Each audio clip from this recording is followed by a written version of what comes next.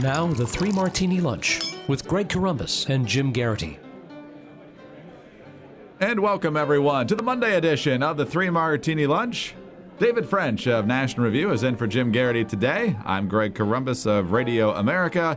We have good, bad, and crazy martinis. Probably more accurately, good, bad, and bad. Just a pretty news-filled weekend, David. Usually the weekends are the quiet times in the news cycle. Not so far in the Trump administration. I have a feeling that pattern may continue as we go along here, as the media continues to go apoplectic over just about everything that happens in this country. How are you today? I'm doing well. I have to say that I probably worked more this weekend than I can remember in a long time. But as you said, it's the Trump administration where every day is a month. That's right. Hey, he said he's going to put everybody to work, and I guess that includes people who already had jobs working even harder Exactly. to try and keep up with him. But let's actually start with our good martini and what Donald Trump is doing today. This is courtesy of Reuters. President Donald Trump signed an order on Monday that will seek to dramatically pare back federal regulations by requiring agencies to cut 2 existing regulations for every new rule introduced. Quote, "This will be the biggest such act that our country has ever seen. There will be regulation, there will be control, but it will be normalized control," Trump said as he signed the order in the Oval Office surrounded by a group of small business owners. Trump's latest executive action will prepare a process for the White House to set an annual cap on the cost of new regulations for the rest of fiscal 2017. That cap on new regulations would be $0, the official said, on customary condition of anonymity. So, David, for the most part, I love this, obviously. The government has gotten way too regulation happy. It's good to see Trump with the instinct to cut this back and let American individuals and American businesses flourish. I think he should just get rid of the ones that he doesn't like and thinks that are counterproductive to American business and aren't necessary, and not have to wait for a new one to be proposed before you cut to. But he's headed in the right direction here, it seems. Yeah, I mean, it's kind of a blunt instrument. I'm not exactly sure how it'll work in real life. What you might end up doing is somebody then drafts one regulation that then encompasses the scope of the 2 that are pulled back. So it's more, I think, of a statement of intent than anything else. Look, and it's good intent. I mean, the notion that we need to rein in this unbelievably vast and growing bureaucracy that is beginning to micromanage our lives in a way that's largely immune from the democratic process. I think that is solid. And where we're really going to start to do that is if we're able to see, or if the House and Senate are able to pass the REINS Act. What the REINS Act will do is something far more important than an executive order. It will put Congress back in charge of the lawmaking process by making Congress approve of any regulation of more than $100 million of economic impact. And that's when you're going to really start to see some change, because Congress has just flat out abdicated in many ways its lawmaking authority and delegated it to these executive branch agencies. Yeah, I think party has superseded constitutional parameters for both parties. If they like what the president's doing, they're perfectly okay with him doing it on his own. And if not, then, of course, they find their pocket copies of the Constitution, blow the dust off it, and and talk about how horrified they are, I guess. Just more broadly, I'm glad to see an explosion in interest in the Constitution on the left side of the aisle in the first week or so of the Trump administration. So, you know, maybe between 8 years of Obama and however many years of Trump, both sides will eventually rediscover the Constitution. But I'm not holding my breath. No, they'll forget again once the circumstances change. And let's talk about the very full bad martini now here. And in some ways, the premise of this executive order, I think a lot of conservatives will find good. Donald Trump has talked about the refugee program before. Republicans in Congress in the past couple of years have talked about trying to do a better job of vetting refugees, whether it's from Syria or anywhere else, because there's just not the records on a lot of these people. And so we're kind of taking them at their word. And we see what's happening in some of the Western European nations, and it's not good, as Trump might say. And so we want to make sure that the same thing doesn't happen here. Donald Trump's executive order essentially says that there is going to be, I believe, a 90-day pause on refugees being brought in, or anybody from 7 different nations that have a terrorism problem as a result of the imminent implementation A number of people got caught up in transit after they'd received their green card, and we got a lot of problems at various airports, which led to protests from the left at various airports. And, of course, that ultimately led to a lot of political grandstanding, because why wouldn't it? First of all, there were the tears of Senate Democratic leader Chuck Schumer. This executive order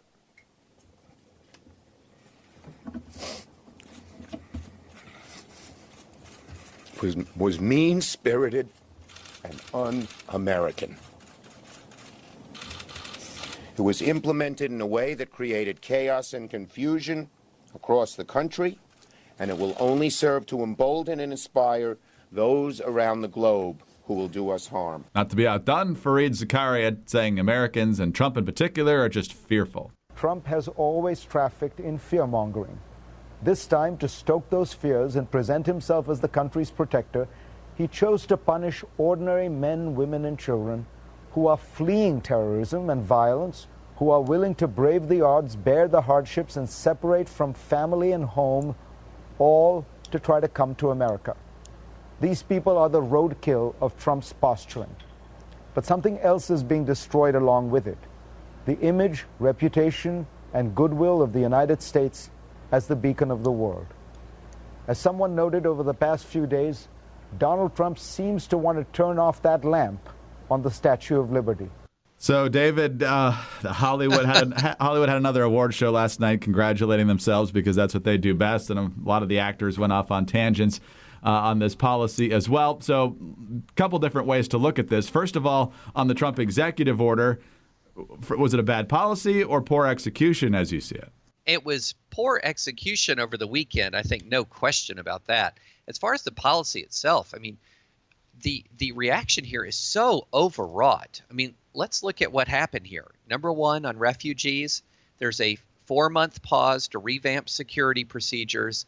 And then he's going to let in refugees at the rate of 50,000 a year, which is slightly above the average rate in the Bush administration and just slightly below the average rate in the Obama administration until last year, when he dramatically increased the number. So for 15 of the last 16 years, 50,000 would not be significantly out of line one way or the other in the amount of refugees. So the Statue of Liberty weeping tweets that you saw, I mean, the Statue of Liberty must have been weeping for 15 of the last 16 years. I mean, after 9/11, the number of refugees plunged to around 23, 24,000, less than half of the number that Trump is wanting to let in. So now, as far as the pause goes, guess who put a refugee pause in place for 6 whole months on refugees coming from Iraq, which is one of the countries that sends a lot of refugees in our direction? Barack Obama. He put in a 6-month pause, and one that was so draconian that there are reports that an American interpreter who worked with American forces overseas was assassinated while waiting for Obama to lift the pause. So again, refugee pause and refugee numbers are not, and limits on refugee numbers are not unprecedented at all in the last 2 administrations. Then when you go to the 7 countries where there's a 90-day ban while we take a look at security proceedings, those 7 countries were identified by, drumroll please, the Obama administration in 2015 and 2016 as countries of particular concern because of the jihadist influence. So again, this is not out of line with prior practice. So the actual substance of the executive order, to me, seems quite reasonable. Now, the implementation, oh man. The idea, it could have been implemented so much easier if you just say green card holders who've been completely vetted already are not covered by this order. Those in transit who've already received their visas are actually on their way to the U.S., and approved interpreters and other allies from overseas who've risked their lives for American soldiers, all those people, they're in. At that point, the implementation is much smoother. Also, there should have been more consultation and warning to our allies. This was rushed out when just a few days of more thought, more cooperation, more communication would have made a world of difference. And so that's why governing is hard. I mean, you have an idea, your idea may be solid, but you have to implement it. It's idea and implementation. It's not just idea. Certainly the case, and a couple different things pop into mind here. First of all, at least some on the left, whether it's their honest opinion or whether they're just reacting this way because it's a Republican president or specifically Trump, this idea that somehow the rest of the world has a fundamental right to live here and move here without our okay, I don't know where they get that from, David. Well, and it's particularly galling when you consider the Obama administration's policies. So, for example, for the first few years of the Syrian civil war, when millions of people were being displaced from their home and refugees were streaming across Syrian borders, do you know how many Syrian refugees the Obama administration led into the United States? Less than 200. Less than 200. And so, where was all the rhetoric about the Statue of Liberty weeping then? No, there are ways to be compassionate that don't involve giving anyone and everyone a right to enter your own country. But look, at this point, as we've seen, the hatred for Trump is so high, is so off the charts, that anything that he does, whether there's an element of it that can be criticized legitimately or not, is the rhetoric is going to just go to 11 on it. We've seen that again and again. And so words like Muslim ban were thrown around willy-nilly when there's no Muslim ban in this executive order. It does not exist. You can read it 50 times and you will not see a Muslim ban. But we've just gone everything, to that reference to the movie Spinal Tap, the volume goes to 11. And David, I know things move fast here in the Trump administration, but just a week ago, we had, I don't know how many thousands or hundreds of thousands of women horrifically offended at the fact that Republicans might try to defund Planned Parenthood, yet now they're in favor and defending people who, let's just say, would have slightly less interest in extending women's rights. Yeah. Yeah. I mean, look, when we're talking about these kinds of issues, consistency is hard to find. I mean, look, when we're talking about one thing that's lost in this debate, and what I've heard no one really grapple with, is if you look since the rise of ISIS in summer and fall of 2014, when it really burst on the scene, the number of terrorist plots in the U.S. Tripled the annual rate over the previous 13 years since 9/11. Tripled the number of terrorist plots. And those are just the ones we know of where there have been either actual attacks or arrests in connection with planned attacks. So we have a problem. We do. All these people who are out there minimizing the danger, look, you're entitled to your own opinion and you're not entitled to your own facts, and we've got a problem. Is it so wrong to take 90 days, 3 months to think about it and to consider whether we need better immigration controls? That's what's just getting me, is that level of hysteria over that issue is it's far out of proportion to what Trump did. They still can't handle the fact that he won. It's just that simple. I mean, there's a lot of people that weren't necessarily thrilled, but you just deal with the reality. There are millions and millions of people who are very loud who just simply cannot accept reality at this point. And right now, there's not a lot of indication that they have any ability to do so anytime soon. But as an exit on the second martini here, David, touche from the Iraqis. The AP reports about 5 hours ago, breaking: lawmakers, Iraq parliament approves reciprocity measure after Trump's travel ban to apply for Americans entering Iraq. Take that. We can't go to Iraq now, David. That changes our plans for the rest of the year. Yeah, well, there's not much of a tourist trade from America to Iraq right now. But I will say, we do have American contractors that go to help American forces and help Iraqi forces. So this isn't inconsequential. And again, this goes to roll out. If you had bothered to reach out to our Iraqi allies, discuss the intention, discuss how it would be implemented, discuss the reasons, and do some damage control on the front end, maybe you don't have this. We cannot act like the governing world is just in the world of ideas. And if you have a good idea, then that good idea means that you're a good governor. No, it's ideas and implementation.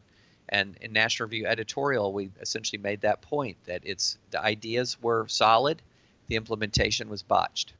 No, excellent way to put it. Let's move on to the second bad, maybe slightly crazy martini here. This was breaking less than an hour ago as we record here late on Monday morning Eastern Time. Brett Baer from Fox News reporting on Twitter, quote, Fox News learns Iran conducted ballistic missile launch Sunday in apparent violation of UN resolution. He later retweeted a Fox News research tweet that said Iran has now tested or attempted to test ballistic missiles 5 times since January 2016, despite a UN resolution against such tests. So, shock of all shocks, David, the Iranians are not playing by the rules, and perhaps even saddest of all, it's not a violation of the Iran nuclear deal because we didn't insist on them not testing and using ballistic missiles. Right. It's a violation of UN resolutions, but not the nuclear deal. Look, this is Iran saying, welcome to the Oval Office, President Trump. What are you going to do about us? The world comes at you fast. And this is yet another example that, look, a lot of people sometimes have these hopes that you just put a different person in the Oval Office and their mere presence or reputation is going to change things. That was the Obama hope. Hey, look, I'm not George W. Bush. I am somebody who is, far more sensitive and far more progressive than he is. I'm going to turn the page on his policies. So, you need to start liking America now. And the jihadist threat just grew and grew. I think there were a lot of people who thought or who argued, well, President Trump, he's tough. Nobody's going to want to cross President Trump. He's talked tough on the campaign trail. He doesn't take anything from anybody. And Iran's testing that days into his administration. So, the world is a dangerous place, and jihadist regimes like Iran have seen many American presidents come and go, and have proceeded, and has been our enemy throughout the process. Iran is a difficult problem to deal with, and we'll see how President Trump responds. I realize predicting what Trump might do has bankrupted a lot of people in the last couple of years, but any idea what you think he might do in response to something like this? Well, one of the things that he can do is impose sanctions for this particular act of, Iran did not violate the nuclear deal, as you noted, that was not included as part of the nuclear deal. But that doesn't mean that we can't take actions to sanction Iran. The problem that we have is once you unwind a sanctions regime, as the Obama administration did, it's really difficult to reconstruct it. America may try to sanction, but if Europe doesn't, sanctions against Iran will be relatively ineffective. I mean, this is part of the legacy of the Obama-Iran deal and the normalization of relations with Iran. It's really hard to reconstitute effective international sanctions regimes. Well, David, like you said earlier, the Trump administration has stuff coming at us fast and furious, and a lot of what we talked about was just breaking this morning. So thank you, as always, for your time the past couple of episodes, and we look forward to visiting with you soon. Thanks so much. It's been a pleasure, and I know you all are looking forward to Jim coming back. David French of National Review, and for Jim Garrity. As David mentioned, Jim will be back on Tuesday. I'm Greg Corombos of Radio America. Thanks for being with us, and be sure to tune in on Tuesday for the next 3 Martini Lunch.